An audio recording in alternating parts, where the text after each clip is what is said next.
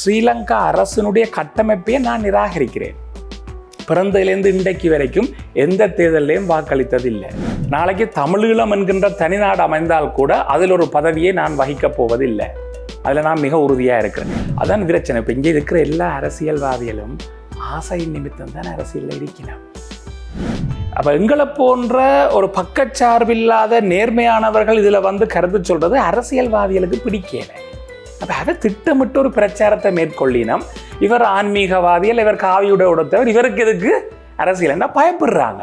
ஏன் வந்து மதத்தலைவர் அல்லது சமய தலைவர் என்றதுக்கு அப்பால ஆன்மீக தலைவர் என்றுதான் நான் என்னை கருதி கொள்கிறேன், அடையாளப்படுத்த விரும்புகிறேன். பொதுவாக அந்த ஆன்மீக தலைவர்கள் போராட்ட களங்களில் இருப்பதில்லை தான்.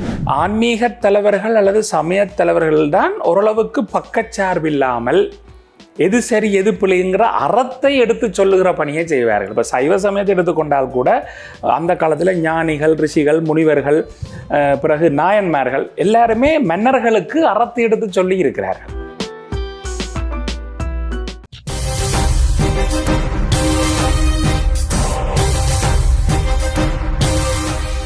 சரி, இந்த போராட்ட களங்கள் ஒவ்வொரு விடயங்கள் இருக்கிறது. ஒரு மத தலைவராக அல்லது ஒரு மதம் சார்ந்திருக்கக்கூடியவராக இருந்து கொண்டு அரசியல் களத்தில் இருப்பது என்பது அவ்வளவு ஒரு லாபகமான விஷயம் அல்லது ஏற்றுக்கொள்ளப்படக்கூடிய ஒரு விஷயமாக நீங்கள் பார்க்குறீங்களா? ஓமாம், அதுலேயும் அடியேன் வந்து மதத்தலைவர் அல்லது சமய தலைவர் என்றதுக்கு அப்பால ஆன்மீக தலைவர் என்றுதான் நான் என்னை கருதி கொள்கிறேன், அடையாளப்படுத்த விரும்புகிறேன். பொதுவாக அந்த ஆன்மீக தலைவர்கள் போராட்ட களங்களில் இருப்பதில்லை தானே? இருப்பது இல்லை என்று சொல்ல முடியாது. கிறிஸ்தவ சமயத்தை எடுத்தால் அருட்தந்தையர்கள் மற்றும் ஈவன் சைவ சமயத்திலேயும் குருக்கள்மார், மற்ற இஸ்லாமிய சமயத்தை எடுத்துக்கொண்டால் மௌலவிமார்கள் போராட்டங்களில் பங்கு பெற்றி இருக்கிறார்கள்.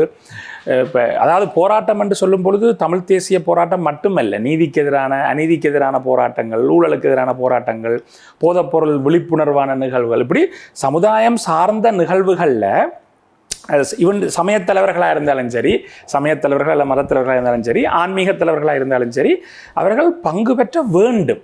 அதுதான் எங்களுடைய அடிப்படை நிலப்பாடு. அப்போ பங்கு பெற்ற வேண்டும். ஏனென்றால் ஆன்மீக தலைவர்கள் அல்லது சமயத்தலைவர்கள் தான் ஓரளவுக்கு பக்கச்சார்பில்லாமல் எது சரி எது பிள்ளைங்கிற அறத்தை எடுத்து சொல்லுகிற பணியை செய்வார்கள். இப்போ சைவ சமயத்தை எடுத்துக்கொண்டால் கூட அந்த காலத்தில் ஞானிகள், ரிஷிகள், முனிவர்கள், பிறகு நாயன்மார்கள் எல்லாருமே மன்னர்களுக்கு அறத்தை எடுத்து சொல்லி இருக்கிறார்கள். மன்னன் பிளவிடும் போது தட்டி கேட்டிருக்கிறார்கள். ஏன்னா துறவி என்பவன் எல்லாத்தையும் துறந்தவன் என்ற உடனே இப்போ பார்த்தீங்கன்னா நிறைய பேர் நினைக்கணும் இவர் எல்லாத்தையும் துறந்தவர், ஆகவே இவருக்கு என்ன ஈடுபாடு. அப்படி என்றால் அது இன்னொரு நிலை இருக்கிறது. பரிவிராஜக பரமஹம்ச சந்நியாசம் என்றது முழு உலகத்தையும் திறந்து விட்டு இமயமலைக்குள்ள போய் அங்கே தவத்தில் மட்டும் கண்ணை மூடிக்கொண்டு சமாதி நிலையில் இருக்கிறது. இப்போ நாங்கள் வந்து மக்களோடு மக்களாக பணியாற்றுபவர்கள். சரி, அரசியல் ஒரு பக்கம் விடுவோமன், மக்களோடு மக்களாக இருந்து என்ன செய்கிறோம்? வகுப்புகள் நடத்துகிறோம், ஆன்மீக பஜனையர் செய்கிறோம், ஆலயங்களில் கும்பாபிஷேகங்களில் திருவிழாக்களில் பிரசங்கங்கள் செய்கிறோம், பள்ளிக்கூடங்களுக்கு போய் விழுமிய கருத்துக்களை செய்கிறோம். அப்போ மக்களோடு மக்களாக நாங்கள் செயற்படுபவர்கள். துறவிகளை ஏற்கனவே பார்த்தீங்கன்னா அது எல்லா சமயத்துக்கும் பொருந்தும். அப்போ மக்களோடு மக்களாக செயற்படைக்க மக்களுடைய வாழ்வியல் ஒரு அங்கம் தான் அரசியல். அப்போ எங்களை போன்ற ஒரு பக்கச்சார்பில்லாத நேர்மையானவர்கள் இதில் வந்து கருத்து சொல்கிறது அரசியல்வாதிகளுக்கு பிடிக்கல. அப்போ அதை திட்டமிட்டு ஒரு பிரச்சாரத்தை மேற்கொள்ளினோம். இவர் ஆன்மீகவாதிகள், இவர் காவியுடைய உடத்தவர், இவருக்கு எதுக்கு அரசியல் என்ன பயப்படுறாங்க? அவர் வந்து செய்கிறாருன்னா விடுங்கள், உங்களுக்கு என்ன பிரச்சனை? அந்த சமய ரீதியில் பார்த்தால் உஷாந்தன் உண்மையில் வந்து ஒரு துறவியாக இருந்து அரசியலில் பங்கு பெற்றலாம், கட்சி அரசியல், தேர்தல் அரசியல்லே பங்கு பெற்றலாம். இப்போ இந்தியாவில் எடுத்தீங்கன்னா உத்தரப்பிரதேசத்தில் முதலமைச்சராக இருக்கிறார் யோகி ஆதித்யநாத், காவி உடுத்த சன்னியாசி. அப்போ இவருக்கு ஆசாபாசங்களை துறந்து வந்தவர்ண்டா அப்போ இவர் என்ன? அதான் பிரச்சனை. இப்போ இங்கே இருக்கிற எல்லா அரசியல்வாதிகளும் ஆசையின் நிமித்தம் தான் அரசியலில் இருக்கணும். அதிகார ஆசை, பதவி ஆசை, பேர் புகழ் ஆசை, காசு சம்பாதிக்கணுமென்ற ஆசை. அதால் ஷியான் எல்லாரும் யோசிக்கணும், தங்களை மாதிரித்தான் நாங்களும் உண்டு. அப்படி என்றால் வேலன் சுவாமிகள் அரசியலுக்கு வரப்போகிறார்? இல்லை, அரசியலுக்கு வரப்போகிறார் என்ற ஒரு விஷயத்தை நான் சொல்ல விரும்பினால் வரலாம். அதாவது சமய சாஸ்திர ரீதியாக வரக்கூடாது என்று இல்லை, வரலாம். ஆனால் நான் வரப்போவதில்லை. நாளைக்கு தமிழீழம் என்கின்ற தனிநாடு அமைந்தால் கூட அதில் ஒரு பதவியை நான் வகிக்கப் போவதில்லை. அதில் நான் மிக உறுதியாக இருக்கிறேன். இது என்ற தனிப்பட்ட நிலைப்பாடு. இதுக்கும் சமய ரீதியானதுக்கும் சம்பந்தம் இல்லை. ஏன் இப்போ நான் ஏன் இதுக்கு வரப்போகிறது இல்லைன்னா, ஸ்ரீலங்கா அரசினுடைய கட்டமைப்பையே நான் நிராகரிக்கிறேன். பிறந்ததிலேருந்து இன்றைக்கு வரைக்கும் எந்த தேர்தலையும் வாக்களித்ததில்லை. ஆனால் அந்த ஆவணங்களை பயன்படுத்துகிறீர்கள் தானே? ஆவணங்களை பயன்படுத்துகிறோம், வேறு வழி இல்லாமல் தேவை கருதி நாங்கள் பயன்படுத்துகிறோம். ஆனால் இந்த வாக்களித்தல் என்பது எங்களோட உரிமை. ஆகவே அந்த இடத்துல அந்த வாக்களிக்கின்ற உரிமை என்பது நான் அந்த சிஸ்டத்தை அந்த இடத்துல ஏற்றுக்கொள்ளவில்லை. எங்கெங்கெல்லாம் ஏற்றுக்கொள்ள, அதாவது உதாரணமாக ஸ்ரீலங்கா பாராளுமன்றத்துக்கு போய் அங்கே சத்தியப்பிரமாணம் செய்வதற்கு நான் தயாராக இல்லை.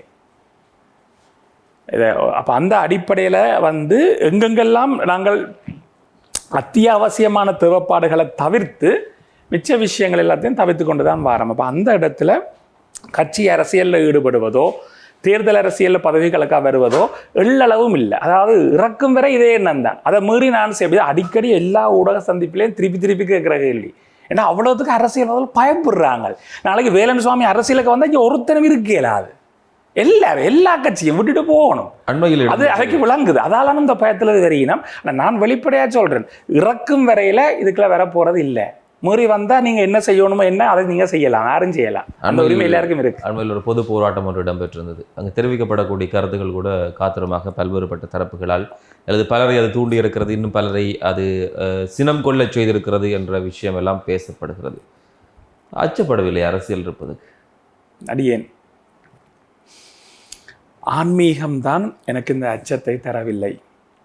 நான் படித்த இந்த வேதாந்த சைவம் என்கின்ற இந்த தத்துவம், இப்பொழுது சிவகுரு ஆதீனத்தினுடைய கொள்கை வேதாந்த சைவம். அது சொல்கிறது உடலுக்குத்தான் அழிவே தவிர ஆத்மாவுக்கு அல்ல. நான் உடல் அல்ல, நான் மனம் அல்ல, நான் புத்தி அல்ல, நான் ஆத்மஸ்வரூபம். அதனால நீங்கள் அப்பா அம்மா பழைய வாழ்க்கையை பற்றி கேட்டோன்னு நான் சொல்லலை. உடம்புக்குத்தான் அப்பா அம்மா எல்லாமே. ஆத்மாவுக்கு அப்பாவும் இல்லை அம்மாவும் இல்லை, ஆத்மாவுக்கு பிறப்பும் இல்லை. சரி, நான் சொல்கிறது தலைக்கலால் போது தெரியல. தத்துவம் விளங்குறாக்களுக்கு விளக்கும், கேட்டால் சொல்லத்தானே வேணும். நான் சொல்ல விட்டாலும் சிக்கல். அப்போ அதனால் அந்த ஆத்ம தத்துவம் நாங்கள் சொல்கிறோம், சிவ தத்துவம், அதுதான் எங்கும் நீக்கமர நிறைஞ்சிருக்கு. அதுக்கு அழிவே இல்லை. அப்போ இறப்பே இல்லை. உலகத்தில் நீங்கள் எடுத்தீங்கன்னா ஆய்வுகள் சொல்லுது, மனுஷன் முதலாவது பயப்படுறது இறப்புக்கு, ரெண்டாவது பயப்படுறது பப்ளிக் ஸ்பீக்கிங், பொது வழியில் கதைக்கிறதுக்கு. அப்போ அந்த பயம் கிடையாது. எப்பொழுது இந்த உயிர் இந்த உடலை விட்டு பிரியணும்ன்ற நியமம் இருக்கிறதோ அப்பொழுது அது நடந்தே தான் தீரும். யார் என்ன தலைகளான்றும் அதை மாற்ற இயலாது. அதை நான் வெறுமன உபதேசமாக சொல்லலை, என்ற வாழ்வியலாகவே நான் கடைப்பிடிக்கிறேன், பின்பற்றுறேன். அப்போ அதனால் இந்த இதில் எந்த பயமும் கிடையாது. அடுத்தது எங்களுடைய இந்த போராட்டம் நீதியானது, நியாயமானது, அறம் சார்ந்தது. நாங்கள் சமயம் என்று எடுத்தாலும் சரி, சைவ சமயம் என்று எடுத்தாலும் சரி, தமிழர்கள்னு எடுத்தாலும் சரி, மொழி சார்ந்தும் எந்த மதத்துக்கோ எந்த இனத்துக்கோ எந்த மொழிக்கோ எந்த கலாச்சாரத்துக்கோ எதிரானவர்கள் அல்ல. உண்மையில் பார்த்தீங்கன்னா வரலாறு ஆராய்ஞ்சு பார்த்தா நாங்கள் தான் எல்லா சமயங்களுக்கும் அடைக்கலம் கொடுத்துருக்குறோம். சுவாமி விவேகானந்தர் சிக்காகோல ஸ்பீச் பண்ணுறார். சமயங்களுக்கு இடையிலேயே பிரச்சனை வரும்போது எல்லா சமயங்களுக்கும் அடைக்கலம் கொடுத்துருக்கக்கூடிய ஒரு தத்துவத்திலேருந்து நான் வர்றேன்னு. தமிழர்களும் அப்படித்தான் எல்லா சமயங்களையும் தங்களுக்குள்ள உள்வாங்கி இருக்கணும், எதையுமே அதை வெளியில் விடையில. அப்போ அப்படி ஒரு திறந்த மனதோட பரந்த மனதோட இருக்கக்கூடிய தமிழர்களாகிய நாங்கள் இங்கே அடக்கி ஒடுக்கி ஒரு பெரிய ஒரு அதர்மம் நடந்த இடத்துல தான் இந்த ஒரு செயற்பாடு நடக்குது. அப்போ அந்த பின்னணியில் இதற்கு எந்த பயமுமே இல்லை. எது நடக்க வேண்டுமோ அது நடக்கும் என்கிற ஒரு அடிப்படை பின்னணியும் 50,000க்கும் மேற்பட்ட மாவீரர்கள் இவ்வளவு உயிர் தியாகங்களை செய்திருக்கிறார்கள் வேண்டா எங்களுக்காக. அதை செய்தபடித்தான் நாங்கள் இன்றைக்கு இப்படி இருந்து இப்படி கரைச்சி கொண்டிருக்கிறோம். அப்போ அந்த தியாகங்களோட ஒப்படைக்க இந்த போராட்டத்தில் பங்கு பெற்றதால் இதில் இப்படி நிற்கிறேன்றது ஒரு பெரிய விஷயம் இல்லைன்றதான் என்னுடைய நிலப்பாடு. அப்போ இந்த ஆன்மீக தத்துவ பின்னணி தான் எனக்கு ஒரு பயம் இல்லாத தன்மையை உண்மையாக தருகுது. சரி, அதை விட இன்னொரு முக்கியமான விஷயம் நீங்கள் சொன்னீங்க, இந்த உங்களுடைய தந்தையாருடைய இதய சிகிச்சையின் போதுதான் உங்களுடைய தாயாருக்கு ஓய்வூதியம் இல்லை என்ற விடயம் சொல்லியிருந்தீர்கள். நீங்கள் ஒரு பொறியியலாக அதில் நீங்கள் உங்களுடைய பணியை செய்யவில்லை. ஒரு ஆதீனம் நடத்துவது என்பது சாதாரண விஷயம் கிடையாது. அதிலும் ஒரு துறவர குருவாக இருப்பது என்பதும் நிறைய பேருக்கு இந்த ஆன்மீகம் சார்ந்தக்கூடிய பணிகளை செய்வது என்பதும் அவ்வளவு இலகுவாக கிடையாது. இதுக்கெல்லாம் பெரிய பொருள் செலவு, நிதி செலவு ஏற்படும். எப்படி நிவர்த்தி செய்கிறீர்கள்? உண்மையில் எங்களுடைய சிவகுரு ஆதீனத்துக்கு யாருமே நன்கொடை தரலாம், எவ்வளவும் தரலாம். நாங்கள் செய்கிற பணிகள் அங்கே ஆதீனத்தில் வாராந்தம் வகுப்புகள் நடைபெறுகின்றன. சிறுவர்களுக்கு, இளையவர்களுக்கு உபநடத வகுப்பு, திருமந்திர வகுப்பு, இன்று மாலை இருக்கிறது திருமந்திர வகுப்பு, இப்படியான பல வகுப்புகள் வாராந்தம் நடக்கிறது. வாராந்த வகுப்புகள் 1 மணி நேரம். மற்றது எங்கு அழைச்சாலும் அங்கே போய் உரையாற்றுகிறோம், எல்லாம் செய்கிறோம். அனைத்து பணிகளும் வகுப்புகளும் உரைகளும் செயற்பாடுகளும் முற்றிலும் இலவசம். 1% காசு வேண்டியில்லை. மிஞ்சினா நான் கேட்குறது, வெளியில் அழைச்சால் எனக்கு போக்குவரத்து ஏற்பாடு நீங்கள் செய்யணுமென்னு வந்து என்ன பாதுகாப்பாக கூட்டிகிட்டு போய் பாதுகாப்பாக கொண்டு வந்து விடுங்கோண்டு. அதுவும் நான் P2P போராட்டத்துக்கு முற்பட்ட காலங்களில் மோட்டார் சைக்கிள்லேயே மோட்டார் சைக்கிள்லாம் போய் வாரது அடிக்கடி. அதுக்கு பிறகு பாதுகாப்பு காரணங்களுக்காக இப்போ மோட்டார் சைக்கிள் பயணத்தை தவிர்த்து கொண்டாச்சு. அப்போ இதில் போய் வாரது. அப்போ அன்பர்கள் வந்து நன்கொடை தரலாம். இப்போ அங்கே வர்றாக்கள் நன்கொடை தருவினம். நன்கொடை தந்தால் அந்த நன்கொடைகளை வச்சு தான் எங்களோட பணிகள் நடைபெறுகின்றன. நாங்கள் அங்கே ஆதீனத்தில் நேர்மையான கணக்கு வழக்குகளை, எங்களுக்கு அங்கே இருக்கிற ஒரு ஆதீனத்துக்குன்ற ஒரு ட்ரஸ்டி போர்டு இருக்குது, கமிட்டி இருக்குது, மெம்பர்ஸ். அப்போ அதாவது கணக்கு வழக்கை மெயின்டைன் பண்ணி கொண்டிருக்கிறேன். அப்போ அந்த அடிப்படையில் இந்த நிமிஷம் வரை கடன் என்று சொல்லி எதுவும் இல்லை, பணிகள் நடந்து கொண்டிருக்குன்னு. எதிர்காலத்தில் கொஞ்சம் நாங்கள் அங்கே நல்லூரில் எங்கள் இடத்துல ஒரு நிரந்தர ஆச்சிரமம் அமைய இருக்கிறோம். அப்போ அந்த ஆச்சிரமம் அமைக்கப்படும் பொழுது ஒரு நிதித்தொகை தேவைப்படும். அதற்கும் நிதியுதவி செய்வதற்கு பலர் முன் வந்திருக்கிறார்கள். நான் தான் இன்னும் வரும்போது கேட்குறேன்னு சொல்லியிருக்கிறேன். ஆகவே அந்த வகையில் ஏதோ இறைவன் அருளால் இதுவரை நிதிக்கு எந்த குறைவும் இல்லை. ஒரு பக்கம் உங்களுடைய சமூக சமய அரசியல் வாரிசியா? அது ஒரு மிகப்பெரிய கேள்வி. இதுவரை இன்னார்தான் வாரிசு என்று உறுதிப்படுத்தி வெளிப்படுத்தி சொல்லக்கூடிய நிலை யாருமே இல்லை. அது கவலைக்குரிய விடயம். ஆனால் அதுக்குரிய தேடல் நடந்து கொண்டிருக்கிறது. என்னோடு கிட்டத்தட்ட ஒரு 4 அல்லது 5 இளைஞர்கள் இணைந்து இருக்கிறார்கள், ஆதீனத்தோடு சேர்ந்து பயணித்து கொண்டிருக்கிறார்கள். எதிர்காலத்திலே அவர்கள் துறவிகளாக வரக்கூடிய நிலை இருக்கிறது. நிச்சயமாக வருவினம்னு நான் சொல்லலை, அதை நான் வெளிப்படையாக அடையாளப்படுத்த முடியாமல் இருக்குது. அதில் பெண் பிள்ளைகளும் இருக்கிறார்கள். எங்களோட சிவகுரு ஆதீனத்தை பொறுத்தவரையில் ஆணும் துறவியாக வரலாம், பெண்ணும் துறவியாக வரலாம். பிறப்பால் அவர்கள் எந்த பின்னணியை கொண்டும் இருக்கலாம். எந்த குலம், சாதி, கோத்திரம், எந்த பாகுபாடும் கிடையாது.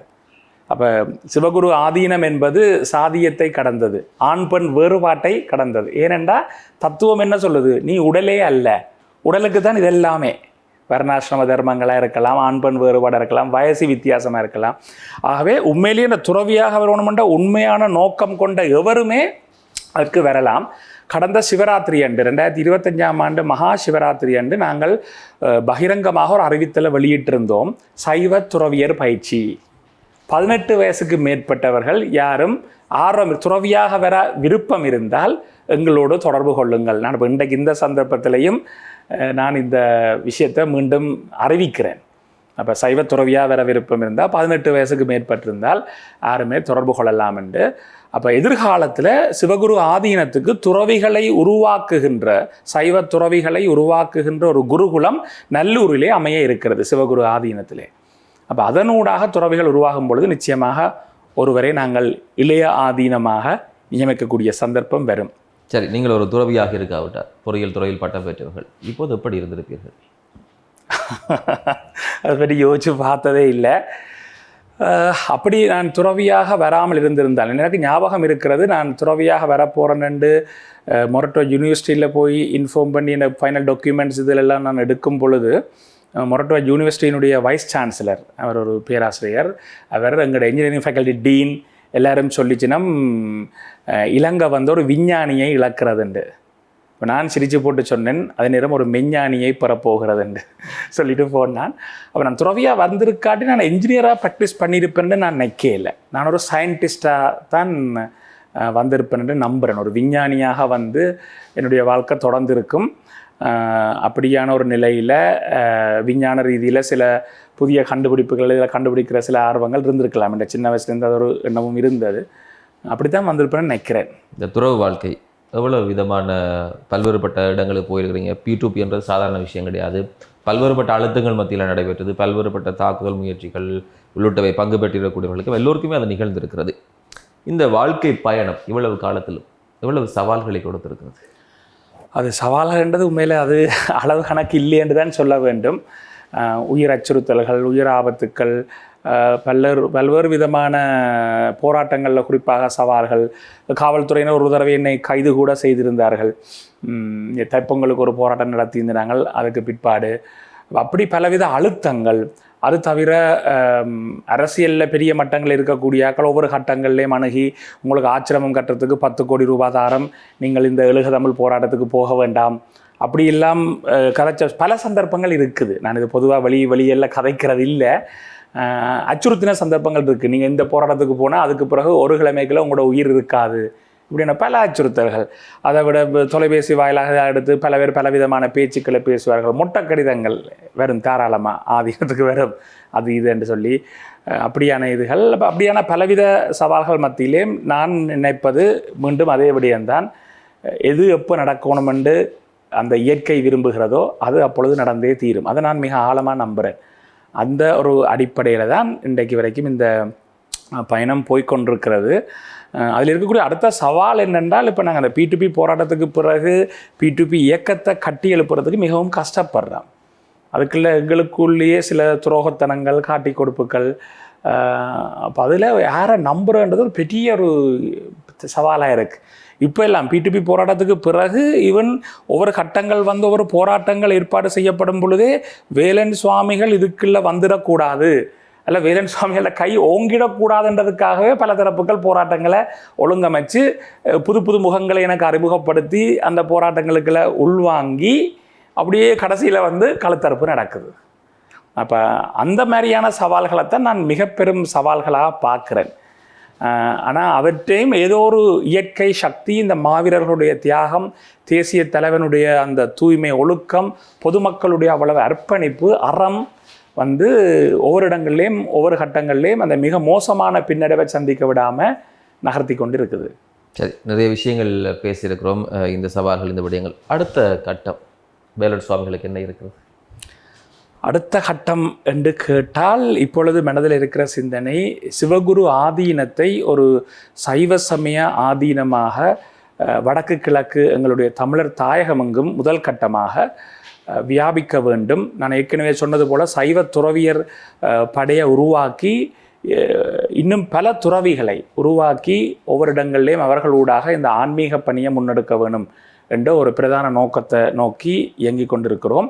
அதே போல் தமிழ் சார்ந்த பணியிலே, தமிழ் தேசியம் சார்ந்த பணியிலே இந்த P2P பொத்துவில் துறக்கம் பொலிகண்டு வேற மக்கள் பேரெழுச்சி இயக்கத்தை ஒரு மக்கள் எழுச்சி இயக்கமாக எங்களோட தாயகத்திலே உருவாக்கி அதனூடாக தாயகத்திலே தமிழ் தேசிய செயற்பாடுகளை அனைத்து தளங்களிலும், போராட்ட களங்கள் மட்டுமல்ல, பொருளாதாரம், கல்வி, சுகாதாரம், சூழலியல், கலை கலாச்சாரம், இப்படி எல்லா துறைகள்லையும் P2P இயக்கத்துக்கண்டு கட்டுமானங்களை உருவாக்கி அதை ஒரு பலமான மக்கள் இயக்கமாக சர்வதேச கொள்கை அடிப்படையை உருவாக்கி அந்த கொள்கை அடிப்படையில் செயற்படுற மாதிரி சர்வதேச ராஜதந்திரிகளோடையும் ஊடாட்டத்தை ஈடுபடுத்தக்கூடிய மாதிரி ஒரு பெரிய மக்கள் எழுச்சி இயக்கமாக அதை கட்டியெழுப்ப வேண்டும். இந்த ரெண்டும் தான் நான் யோசிக்கிற ரெண்டு கண்கள் மாதிரி, சைவமும் தமிழும், ஆன்மீகமும் அரசியலும், சிவகுரு ஆதீனமும் P2P இயக்கமும். சரி, நிறைய விஷயங்கள் பேசிக்கொண்டு நிறைய அரசியல் கலந்துரையாடல் பங்கு பெற்றிருப்பீர்கள். நிகழ்ச்சி எப்படி இருந்தது? நிகழ்ச்சி கொஞ்சம் வித்தியாசமாக இருந்தது. இந்த நக்கீரன் சபை நீங்கள் ரெண்டு பேரும் கேட்ட கேள்விகளும், அதாவது இதுவரை சில பேர் கேட்காத கேள்விகள் அல்லது என்னுடைய அந்த பழைய வாழ்க்கை என்ற விஷயங்களை நீங்கள் மீட்டதும் ஒரு ஒட்டுமொத்த தொகுப்பாக இருந்தது. அந்த விதத்தில் நீங்கள் ரெண்டு பேரும் இதில் பங்கு பெற்றினது எனக்கும் மிக்க மகிழ்ச்சி. இந்த நிகழ்ச்சியும் நல்ல சிறப்பாக இருந்தது. இந்த நிகழ்ச்சி ஒழுங்கமைப்பாளர்கள், ஏற்பாட்டாளர்கள், தயாரிப்பாளர்கள் அனைவருக்கும் IBC குழுமத்துக்கு ஒட்டுமொத்தத்தில் வாழ்த்துக்கள். சரி, வேலன் சுவாமிகள் இன்றைய நாளில் பல்வேறுபட்ட விஷயங்கள், அவரை ஒரு மத தலைவராக, ஒரு அரசியல் களத்தினுடைய செயற்பாட்டாளராக பல்வேறு தளங்களிலே பார்த்திருக்கள். அவர்கள் பின்னால் இருக்கக்கூடிய பல்வேறுபட்ட கதைகள் இந்த நிகழ்ச்சி தான் பேசியிருக்கிறது. வருகிற வாரம் இன்னும் அதிதிகளோடு சந்திக்கலாம். அதுவரையிலே இணைந்து கொண்ட எல்லோருக்குமே நன்றிகளையும் வாழ்த்துக்களையும் சொல்லிக்கொண்டே விடைபெற்றுக் கொள்ளும் நாங்கள் என்று அன்பின் ஹலோ கணநாதன் உஷாந்தன். வணக்கம் நேர்களே.